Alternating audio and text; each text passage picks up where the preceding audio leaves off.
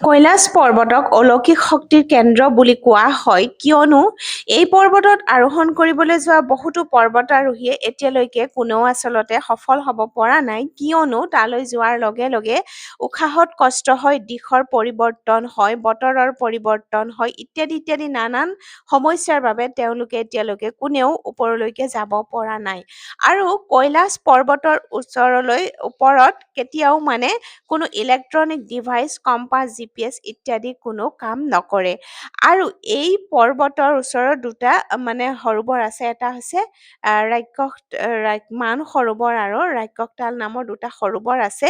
আৰু কৈলাশৰ কৈলাশ পৰ্বতৰ যেতিয়া সূৰ্য উঠা বা নমাৰ যিটো ছাঁ, সেই ছাঁ কিন্তু পানীত পৰিলে শিৱলিং আকাৰৰ আকৃতি লয় আৰু সেইটো কিন্তু বিজ্ঞানীয়ে এতিয়ালৈকে একো বুজি পোৱা নাই।